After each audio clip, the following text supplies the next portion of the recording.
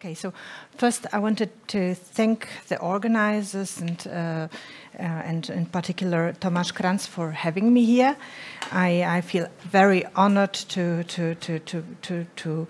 and also a bit intimidated to talk before such a distinguished audience, especially that in my speech I will also mention some of the very inspiring and imaginative exhibitions,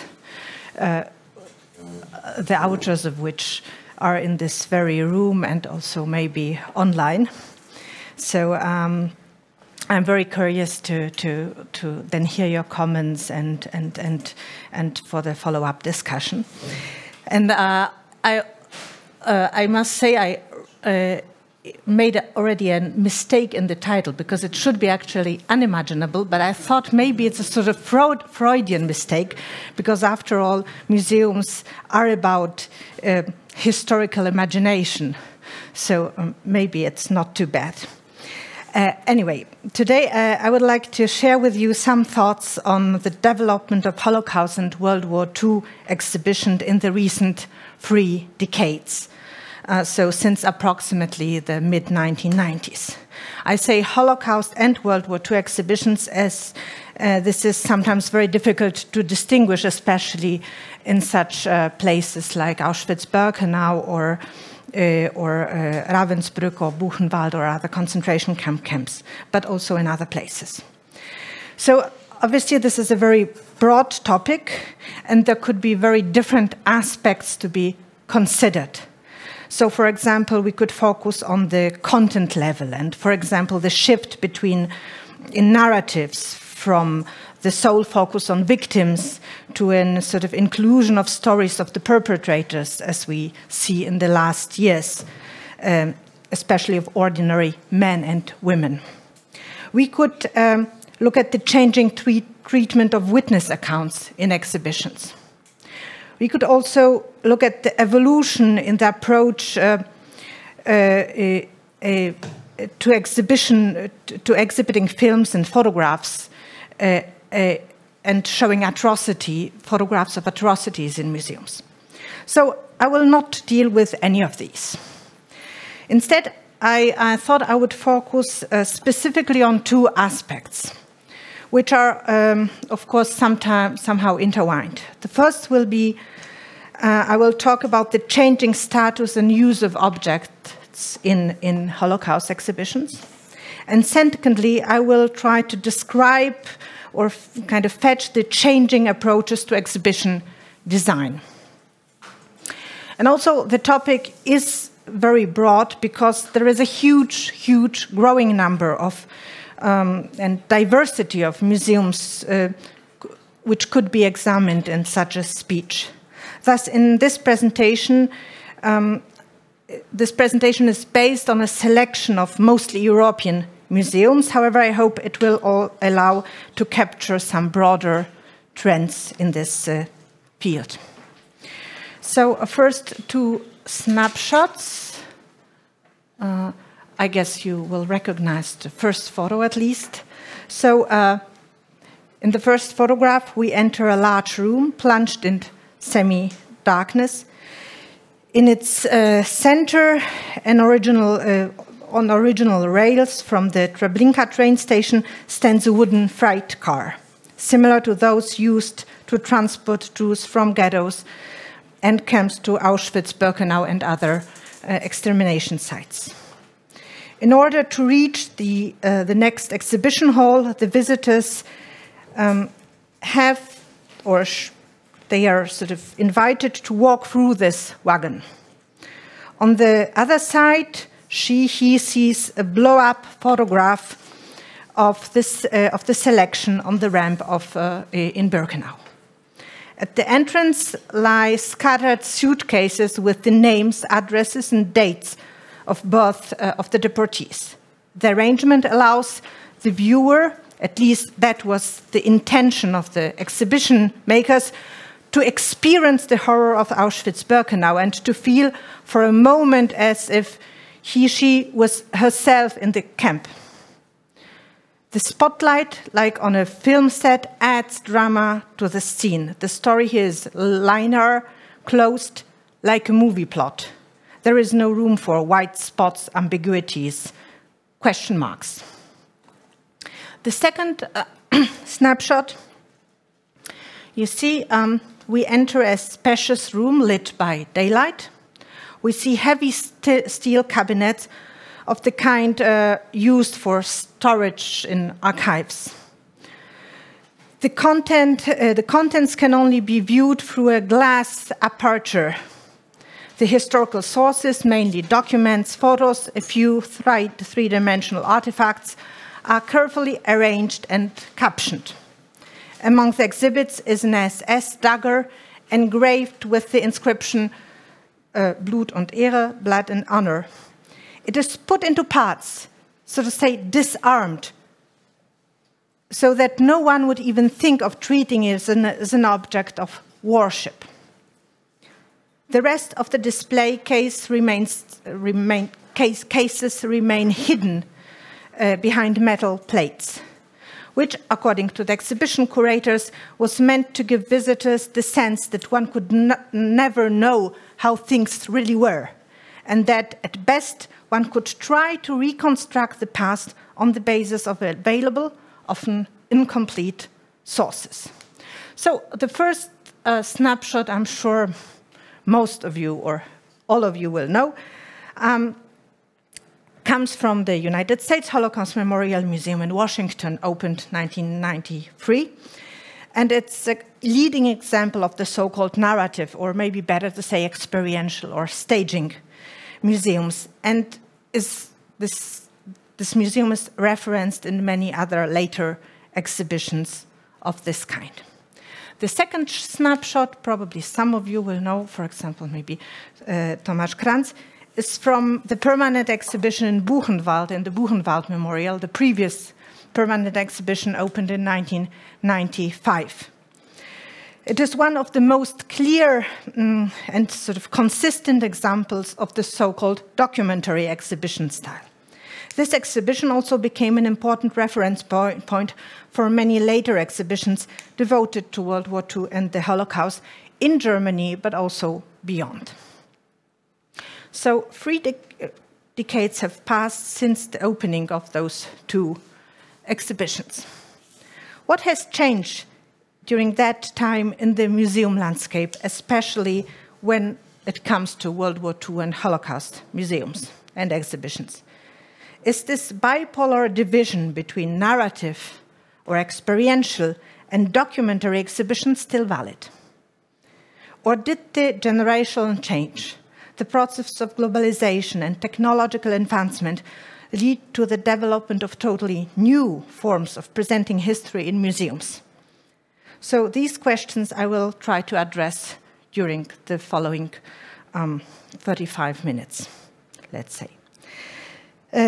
So some of the changes and new exhibition trends I will talk about apply more broadly to history museums and ethnographical museums as well. However, museums dedicated to World War II and the Shoah have their specificity, which stems from the weight of the subject matter, but also from their multifunctional nature. So they are both educational institutions and sites of commemoration. And as such, they fall into the broader category of memorial museums. Following Paul Williams and his book, Memorial Museums, The Global Rush to Commemorate Atrocities, for the purpose of today's presentation, I adopt a very broad definition of memorial museums and conceive them as such, all museums, I quote, dedicated to a historic event commemorating mass suffering of some kind, end of quote. So may it be result of war crimes, crimes against humanity, human rights violations, or man-made environmental catastrophes, for example, Chernobyl. So memorial museums commemorate victims, mainly civilian victims, of war, genocide, authoritarian regimes, or terrorism, meaning that their deaths, as formulated by Williams, cannot easily be interpreted and represented as heroic or sacrificial. They are victims, but they are not, yes, it's not sacrificial. So undefined, memorial museums are a phenomenon of the second half of the 20th century.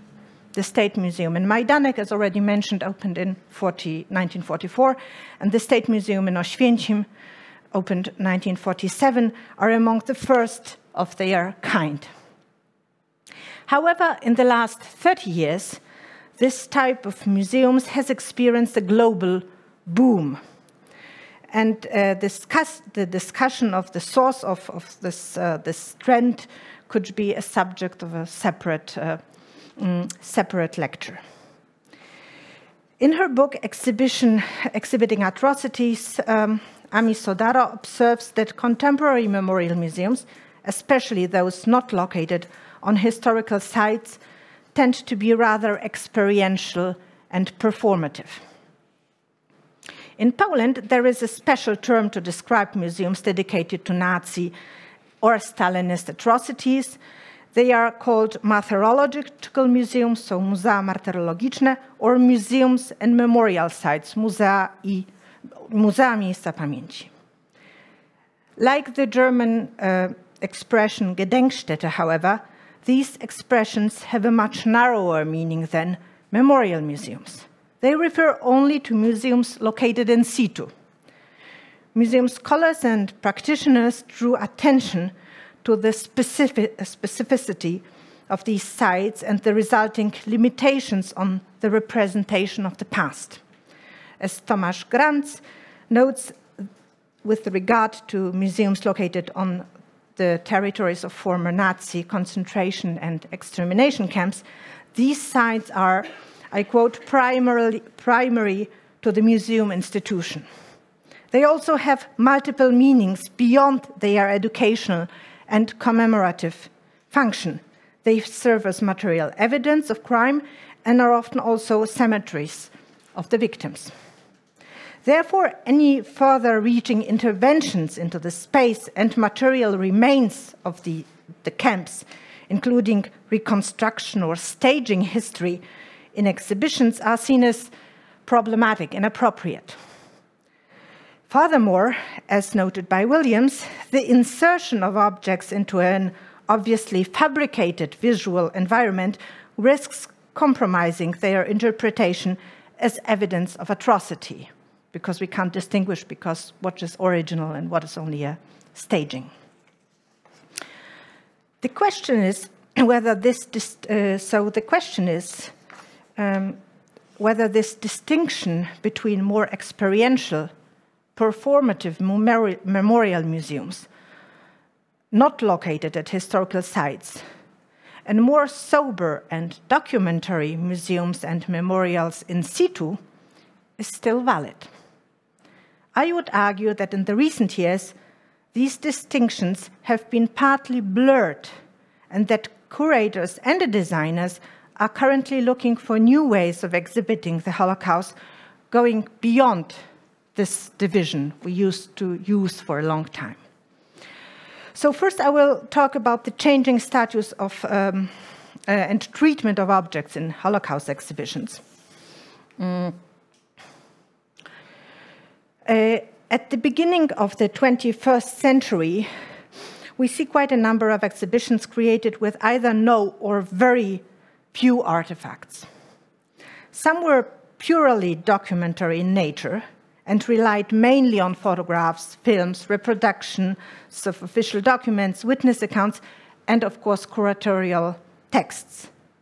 I think one of the most sort of radical examples is the Topography of Terror in Berlin, opened 2010, so not so many years ago. Others had a more experiential character, for example, the Schindler's Factory in Kraków or Polin in Warsaw, the Jewish Museum in Warsaw, opened 2014.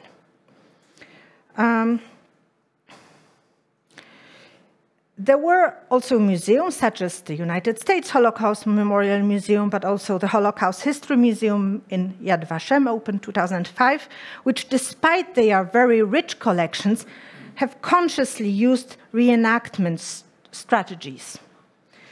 In these museums, original artifacts are often treated not so much as historical evidence, but as props in the larger dramatization of the story. As observed by Sodaro in regard to the United States Holocaust Memorial Museum, I quote, "Traditional museums are repositories for artifacts and displayed in the effort to impart an understanding of history, science, or art. This museum, however, is first and foremost telling a story, and its collection is only important to the extent that it advances the narrative. As a result," end of quote, "as a result, we receive simulacra, imitations of the past that combine original artifacts, copies, and reenactments." Not a judgment, a description. However, in the recent years, we see a trend going in the opposite direction, as many Holocaust museums and exhibitions have returned to object-focused displays. This relatively new trend in museology does not apply only to Holocaust museums. We can also see it in other historical or ethnographic exhibitions. It reflects the material turn that occurred within humanities and social science in the 1980s, 1990s. Science and technology studies and material culture studies not only drew attention to the artifact as a product of human genius and a source to study culture and society, but also attributed to the non-human impact on social life. This also influenced the work of curators who start to think about museum things, not as mere illustrations, but as agents and witnesses of history with their own voices that just have or need to kind of space for articulation. This material turn in Holocaust museums is well visible on the example of 3 museums and exhibitions opened recently in London, Amsterdam, and Berlin.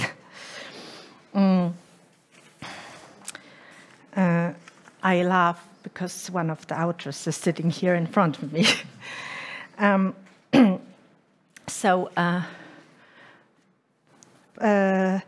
First, I will give an example from the Imperial War Museum in London, where a new Holocaust exhibition was opened in 2021.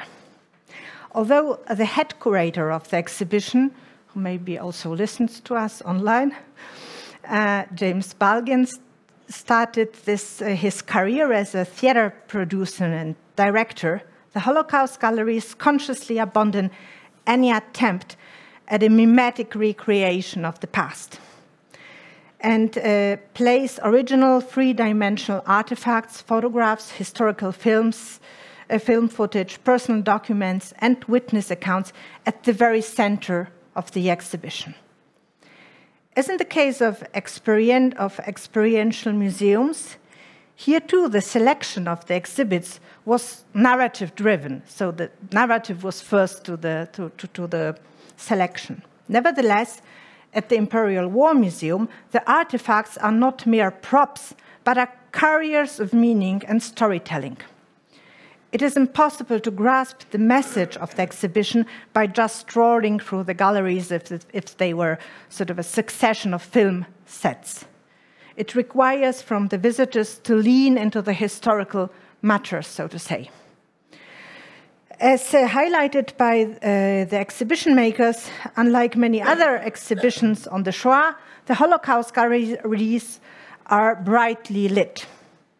This is meant to, I quote, reinforce the shocking fact that the Holocaust was planned and carried out in plain light in the center of civilized Europe. This is the explanation of the museum makers. Moreover, dark spaces in exhibitions suggest Holocaust was a foregone conclusion, and the future victims were aware of their imminent death. And this was something the curators wanted to sort of counter or go against. The different lighting also suggests a different approach to artifacts. Dark spaces with selected elements of the exhibit spotlighted build an atmosphere of horror and contribute to the narrativization or even dramatization of the history. Bright lighting, instead, is more neutral. It symbolizes enlightenment and encourages a more investigative approach to historical evidence. As formulated by Balgin, dark spaces suggest, I quote, to visitors that the only appropriate response was silence, and we wanted people to go beyond the idea of silence being any proper response. End of quote. Here we are. Another example of a newly established object-focused Holocaust exhibition is the National Holocaust Museum in Amsterdam, which opened just spring this year. Also in this case, the curatorial team headed by Annemie Gringold and the designers refrained from any attempt at a mimetic recreation of the past. The curatorial premise is to tell the story of the Holocaust from the perspective of Dutch Jews through personal objects, documents, and witness accounts. Gringold also stresses that she was concerned not to portray Jews merely as victims, but to present them as full-blooded individuals with a story before the Holocaust and sometimes also after. This means that the exhibition presents not only last things, objects that testify primarily to the tragic deaths of the victims, as for example relics from found during excavation works on the territories of former extermination camps, but also artifacts that testify to pre-war life and the will and hope of survivors of the persecution. Thank you.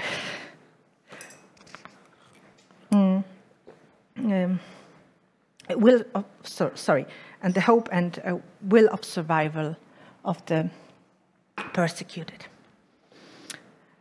Such approach to artifacts also implies that the exhibition includes not only what we would call cool objects, such as Stars of David or striped camp uniforms or shoes of the murdered. So objects which are, as formulated by Williams, are more illustrative and more easily explain detail of what occurred, but also hot objects, which do require contextualization, but can be made speak emotionally due to their capacity for personification. End of quote. The last example concerning objects use is very interesting and comes from the Jewish Museum Berlin, which opened a new permanent exhibition in 2020. Of course, it deals not only with the Holocaust. So I will focus here on the part of the exhibition titled Catastrophe and dedicated to the history of German Jews in the Nazi period. As in Amsterdam, also here, the head curator Sally Kugelmann and her team consciously decided to show history solely from the sort of Jewish perspective.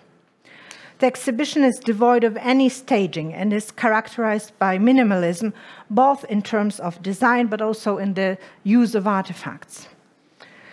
The fate of German Jews during Nazism and World War II is shown in form of micro-stories presented with help of very few, very carefully selected museum objects, artifacts, photographs, and personal documents. The exhibits are so few that at times the exhibition spaces seem almost empty. However, all the objects, well described and contextualized, are very telling and evocative. So I think this is one of the exhibitions, only exhibition where I think I almost remember all the objects. One example of such a hot object is a series of photographs. You see it here on this side. A series of photographs taken by Werner Fritz Fürstenberg during a car trip from Berlin to Amsterdam in 1933. The photos document the anti-Semitic posters, signs, and showcases of the Nazi weekly Der Stürmer, Fürstenberg documenting it along the way. In 1933, he established a branch of his Berlin-based company in Amsterdam. In 1938, after the Aryanization of the company, he emigrated to the Netherlands, where he survived the Holocaust in hiding. Thus, in the last 30 years, in the development of Holocaust museums, we see a clear move away from and then back to objects. The situation is somewhat different in museums established in situ, especially those located on the sites of former Nazi concentration camps. There, the landscape, the preserved elements of the camp infrastructure, and the relicts of the victims always served and continue to serve as material evidence of the crimes. Yet, in very few of these places, as for example in Majdanek or Auschwitz-Birkenau, where museums were established just directly almost after the war, so in very few of them, it was possible to at least partially secure the relicts of the camps. To this day, at the Memorial Museum and Museum Auschwitz-Birkenau, one can see mounds of hair of people murdered in gas chambers and of personal items looted from them, including shoes and suitcases and so on.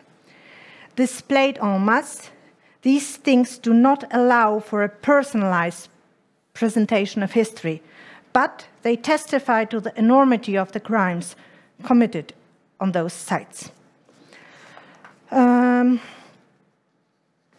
other sites, there was rather a lack of objects or artifacts. This is especially true for the death camps, where the SS erased traces of crimes already during the war, as we already heard in the previous lecture. This explains why museums established in the 1990s and 2000s on the grounds of the former extermination centers in Chełmno in 1990, Sobibór 1993, and Treblinka 2010 had only very few objects. Also in Bełżec, no systematic archaeological excavations have been conducted, to my knowledge, before the opening of the new museum and memorial in 2004. It is only very recently that archaeological excavations at sites of former Nazi concentration and extermination camps have become a commonplace, one could even say. This is also connected to the development of archaeology of recent past and of non-intrusive survey techniques, which allow for such research.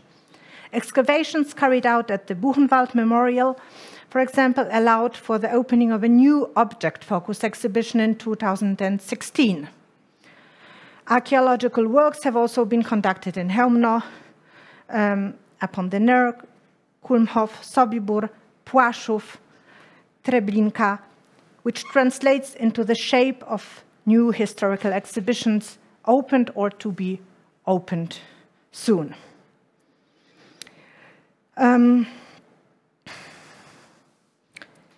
The change that occurred in the treatment of artifacts at museums and memorials located on the sites of former Nazi concentration camps is well illustrated by the new exhibition at the Museum and Memorial in Sobibór. Already the guidelines for the design competition stated that, I quote, "The centerpiece of the new exhibition will be museum objects found during archaeological excavations. According to the exhibition makers, these artifacts, I quote again, are a fundamental nature for building the historical narrative. They are an emotional starting point for the effort to understand history, the subject of careful reflection and interpretation, opening the possibility of getting to know the place and people better." End of quote.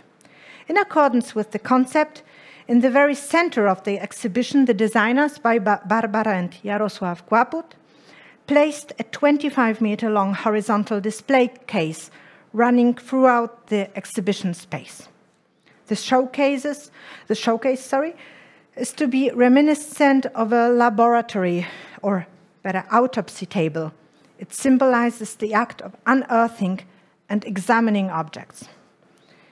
As you can see, the way of presenting the camp relics differs here significantly from what we can still see in the main exhibition at Auschwitz-Birkenau. Although, except in a few cases, it is impossible to identify the owners of the objects unearthed during the archaeological works, the creators of the exhibition decided they would not be presented en masse, but would be treated, again, quote, as valuable mementos of the murdered. They saw in the items not merely material evidence of crime. Instead, their intention was to preserve the memory of the people deported to the camp, not from the perspective of their extermination, but rather focusing on the material traces of the existence of their existence. So there is a connection also to Amsterdam, but those are other objects which are used. So this is maybe worth reflecting. So I will now move to the second focus of my presentation, which is the changes in exhibition design. And you will see, I will notice some of the same museums. I will refer to the same museums because those two things are interconnected in a way. As already mentioned, in the 1990s and 2000s, there were two sort of radically different styles of making World War II and Shoah exhibitions. On the one hand, this period saw the development of narrative experiential museums. We already mentioned such an approach to exhibition making became very popular, especially in Central Eastern Europe. But experiential museums can also be found in some Western European countries, most notably in the UK. On the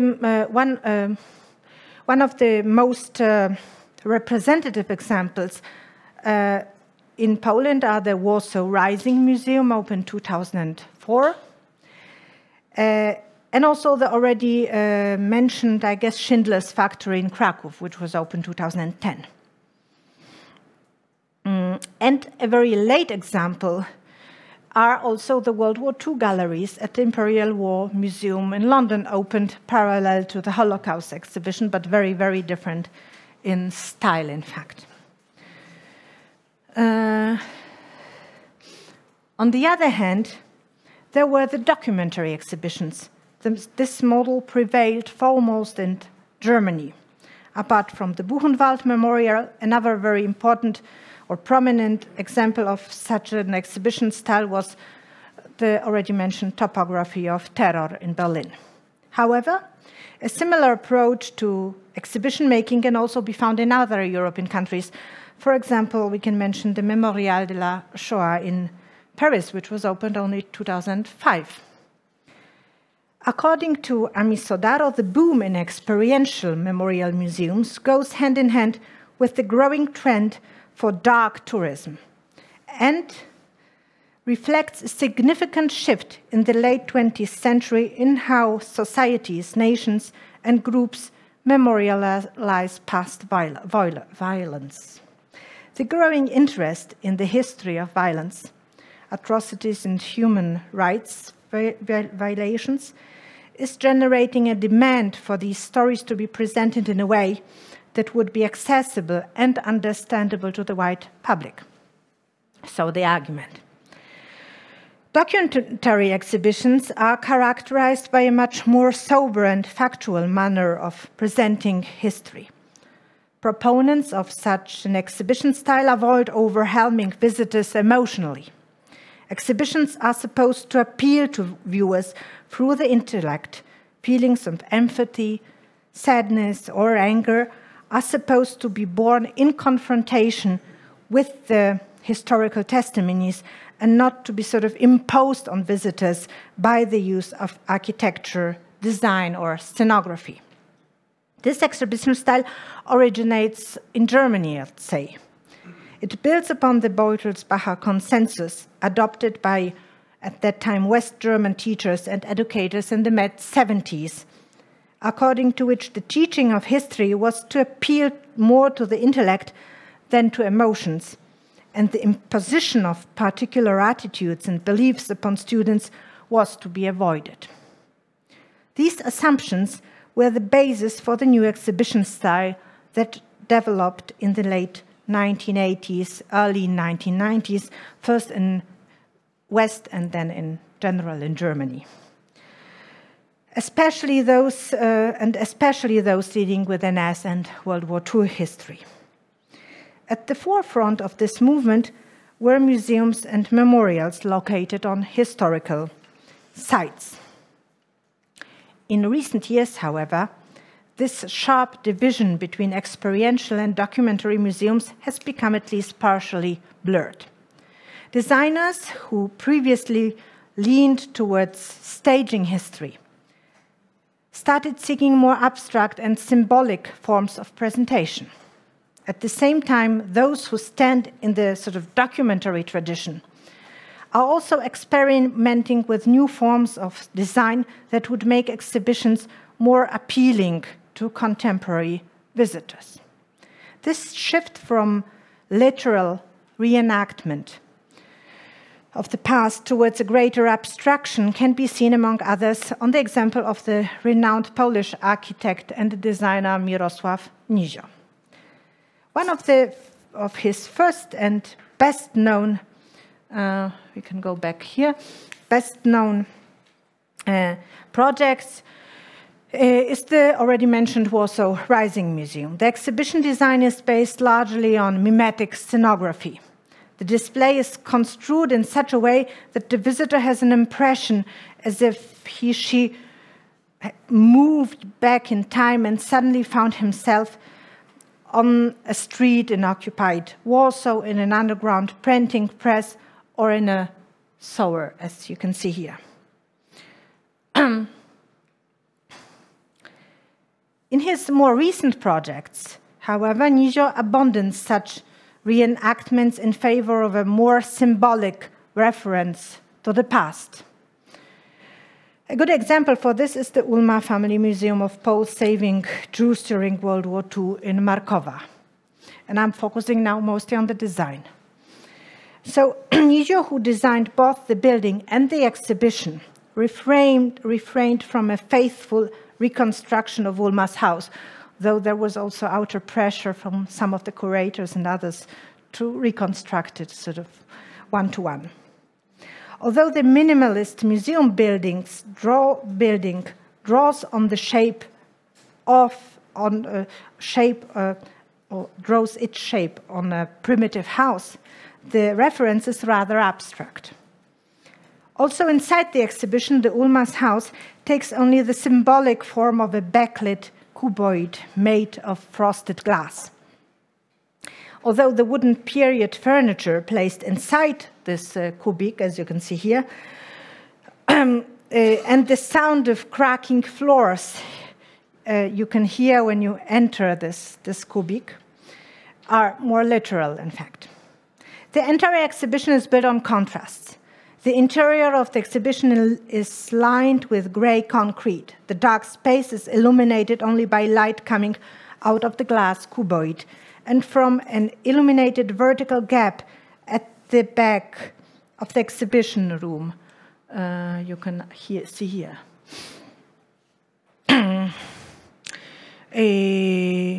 Which, according to the designers, symbolizes the narrow gate that leads through the incomprehensible area of death. As already mentioned, in museums located on historical sites, the freedom of using mimetic staging is much more limited. The same applies to the usage of art. While memorial sites have both an educational and commemorative function, which is often realized through monuments, the exhibitions as such rarely employ the language of art. unless it's art made by survivors, for example. Also here, however, the boundaries of what is permissible in exhibitions seem to be shifting. And this is actually well illustrated by Sobibór. In the terms and conditions of the design competition formulated by Tomasz Kranz and his team, it was determined that, I quote, given the nature of the site and the theme of the display, the exhibition design will avoid theatrical staging, as well as the use of other means of presentation popular in narrative and scenographic museums, which turn them into historical performances. An exhibition in such a place should not be an experiential space created by historical reenactment, multimedia, spectacular scenographic and choreographic means, but rather a quiet and reserved place of information, reflection, and mourning. Even though the designers, so Barbara and Jarosław Kłaput, tried to keep the documentary character of the exhibition, they did not totally refrain from using some sort of stage design. Scenographic elements appear in the exhibition in several places, although they have indeed a rather restrained and symbolic character. It's interesting because Barbara and Jarosław Kłaput actually worked with Nizio on the Warsaw Uprising Museum, so they have a sort of common heritage. Their purpose is to build, I quote, the atmosphere and emphasize the content and the message, so the purpose of these arrangements. The message of the museum presentation. The installations correspond with, I quote, the historical landscape of the camp and are to help the visitors recreate the visual memory of the place. One such element is the structure resembling the railway ramp on which the deportees debarked the trains with an original Sobibór station sign and a tin-printed drawing of a freight car in the background you can see on the right side. The other scenographic element in the exhibition is dark. It's a dark rectangular room with walls lined with charred wood placed at the end of the central display case. The space is located at the end of the long showcase with the artifacts found during excavation works, and it's located in the section Organization of Genocide. According to the designer's intention, the space is meant to evoke feelings of unease, discomfort, and solitude. On the functional level, however, it is intended as an excluded space, different from the rest of the exhibition and serving as a place of reflection and contemplation. On the symbolic level, it stands for Lager free, so the actual extermination site, from where there was no escape, and thus there are also no survivor witnesses, testimonies. On a very literal level, the room could also be seen as a metaphoric recreation of a gas chamber. However, the designers consciously left the space undefined and thus open to different interpretations. Hence, in this case, we would not speak about a simulacrum of the past. Scenographic elements do have here an affective function and add ambience to the exhibition space. Their symbolic character, however, creates a distance between, between the visitor and the representation of the past. We are walking, however, here on a very thin line, as such suggestive arrangements, as Tomasz Kranz calls them, can easily dominate the message of the exhibition and distract visitors from the authentic place and artifacts. Yes, so that's a very thin line, not to cross it. Another example, maybe I'll go back still. Another example, or the rather documentary and object-focused exhibition, which experiments with new means of expression, are the already mentioned Holocaust galleries in the Imperial War Museum in London. This display is supplemented by a soundscape, which actually accompanies the visitor throughout the way. Though the use of sound in history museums, including also World War II and Holocaust exhibitions, is not new. In this case, it has a complete different character. Here, those are not environmental sounds, trying to sort of imitate the past. They are also not directly linked to any of the particular exhibits or AVs. The collage of nature and human-generated sounds and music takes the form of an artistic installation that creates an atmosphere, but also comments on the visual material and opens space for reflection. It is conceptual and effective at the same time. For example, when entering the two exhibition rooms dedicated to the policymakers and the implementation of the final solution, the visitors hear a rhythmic, rumbling sound in the background. It resembles a train going over tracks. However, when one listens more closely, it turns out that it is not a train, but a composition based on the recording of keys of an old typewriter being struck. The acoustic background thus creates a symbolic connection between the two parts of the exhibition, linking political decision-making to the bureaucratic process and the implementation of genocide. Another example is the room dealing with the Holocaust by bullets. Here, the few objects found during excavation works at the execution sites, rifle casings and personal belongings of the victims, are placed next to large format screens that display film footage showing contemporary landscapes of these sites. In the background, one can hear the sound of waves, birds singing, and the howling of wind.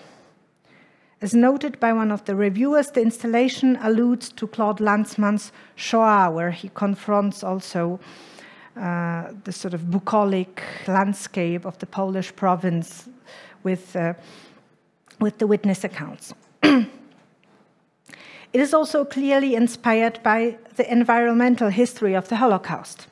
As explained by James Bulgin, I quote, "What happened in these places is beyond our comprehension, and it is ridiculous to think we can ever know what the people taken there would have experienced or felt. But we do know the environment in which it occurred, and we know what it feels like to be in those places." And I don't know if we could show this film under this link shortly. It gives an impression of this, the sounds.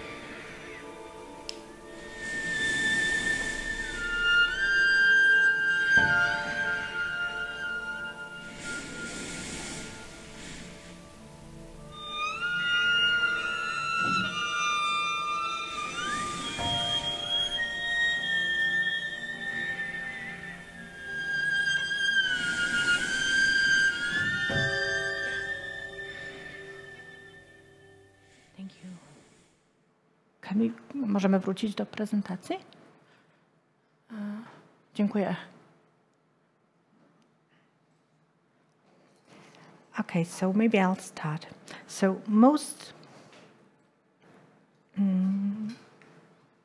most revolutionary, however, in terms of design, is the Catastrophe Gallery at the Jewish Museum Berlin, I would say. Though the designers Detlef Weitz and Hella Rolfes use very strong means of architectural and plastic expression, those are purely abstract and conceptual. At the JMB, the entire exhibition space has been transformed into an art installation without losing its cognitive character. The design of the Catastrophe Gallery, as well as other parts of the exhibition, correspond to the zigzag line of the museum building and its titanium zinc facade, as designed by Daniel Liebeskind. In this way, the exhibition is inscribed into the symbolic message of the building. Among others, the architecture of the building is referenced by the angular and skewed design elements, including the display cases in the Catastrophe Gallery, as you can see on this image on your left side. The walls of the last room of this gallery here, dedicated to the period 1942-45, thus the time of the deportation of the remaining German Jews to ghettos and concentration and extermination camps, are clad in matte silver sheet metal. From the ceiling of this very high room hang thick partitions, also covered with the same material. They divide the interior into smaller, irregular spaces, creating a sort of labyrinth. The entire space seems to float in the air. The minimalist glass cases placed on the walls and partitions contain single objects and images. The design allows for very different interpretations. The floating walls become a symbol of the vanishing world of German Jews, dissolving into nothingness. At the same time, they also convey the feeling of loss, of hold and orientation. The tin walls reflect the silhouettes of people moving around the room while blurring their image. This forces visitors to sort of see through history and suggest that they might as well have been part of it as victims, bystanders, but also maybe as perpetrators. My first association was with the exhibition Such a Landscape at Pauline, where also the same sort of ambiente was used. The space seems unreal, building a sense of abstract anxiety, but avoids any literalness. Whereas the designers formulated the poetic artistic approach as means of conveying knowledge is not specific enough, and the exhibits trapped in display cases seem old-fashioned and do not fully convey the context. Scenography, combining factual documentation with spatial dramaturgy, can convey content on an artistic level. So this is the sort of summary of the designers. So to wrap up, my thesis is that in the recent years, we witness major changes in the way the Holocaust is presented in museums and exhibitions. First, we see a rediscovery of Holocaust artifacts, so to say. Their status and the way of presenting them differs, however, from what we know from early memorial museums such as Majdanek and Auschwitz-Birkenau. Paradoxically, the number of Holocaust objects seems to be growing, not diminishing in time. Not only we have new artifacts unearthed during archaeological excavations on grounds of former Nazi camps and on other sites of mass killings, we also have sort of new type of objects which enter Holocaust exhibitions. For example, personal belongings of Holocaust victims from the pre-war period would before they wouldn't be shown in such exhibitions. They wouldn't be considered as relevant. Worth noting that the number and type of remaining artifacts varies from country to country and depends very much on how the Holocaust actually evolved in those places and also on the post-war history of those countries, which maybe also is worth sort of problematizing in exhibitions themselves.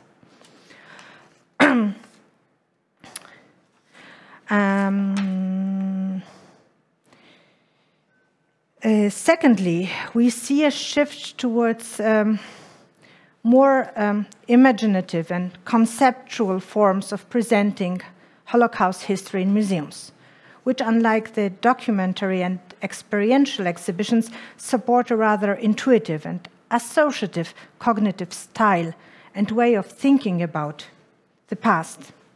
This trend seems very interesting and promising, but it also bears many risks, as such para-artistic arrangements can easily slip into kitsch or inappropriateness.